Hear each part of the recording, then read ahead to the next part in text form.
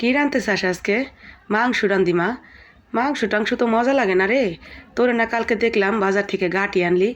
আগে মাটির চুলায় রান্না শেষ হলে গাঁটি পুরা দিতাম, সেই পুরা গাঁটির ভর্তা দিয়ে কত মজা করে ভাত খাইতাম, কি স্বাদ লাগতো।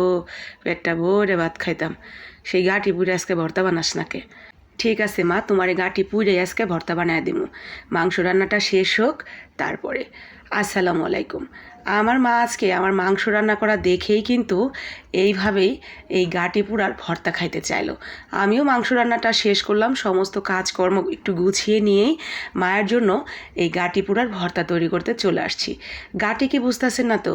আমাদের মানিকগঞ্জে কচুর ছড়া বা কচুর মুখীকে অনেকেই কিন্তু আমরা গাঁটি বলে থাকি। তো গাঁটি মুখী বা কচুর ছড়া যেটাই বলি না কেন, তো সেই মুখির ভর্তা আজকে আমি তৈরি করব এই পুরে। তো আমি কিন্তু মুখিগুলো খুব সুন্দর করে আপনার গ্যাসের উপরে প্রায় 20 থেকে 25 মিনিট একটু লো আছে ওইভাবে রেখে দিয়েছিলাম প্রথম দিকে।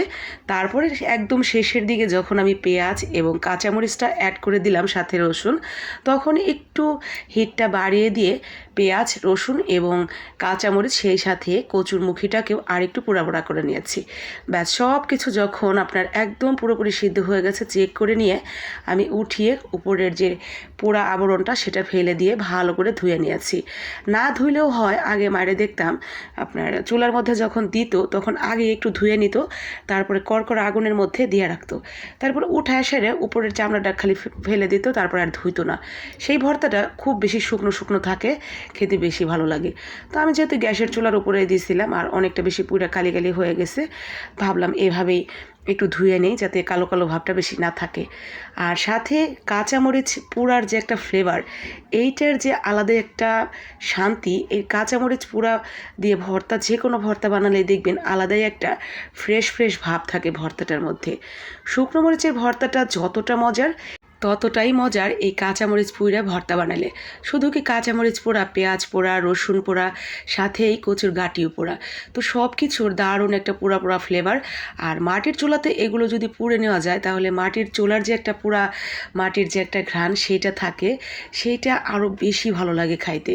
তো যাই হোক, এইভাবে কখনো যদি পোড়া মাটির বা পোড়া এই যে আমি যেভাবে আজকে পুড়ে ভর্তাটা তৈরি করলাম না খেয়ে থাকেন, একদিন অনুরোধ রইল। আমরা ছোটোবেলায় এই ভর্তাটা মা তৈরি করে দিলে লাল চালের ভাতের সাথে দারুণ মজা করে খাইতাম। তো আজকের মতো এখানে বিদায় নিচ্ছি, তাড়াতাড়ি মায়েরে খাইতে দিই, মা এই ভর্তার জন্য বসে রয়েছে। আসসালামু আলাইকুম, সবাই ভালো থাকেন, সুস্থ থাকেন। ভালো লাগলে একদিন বানায়েন আর সেই সাথে লাইক কমেন্ট শেয়ার করে দিন যাতে বাকিরাও এই অসাধারণ গাঁটি পোড়া ভর্তাটা খাইতে পারে। আসসালামু আলাইকুম, আল্লাহ হাফেজ।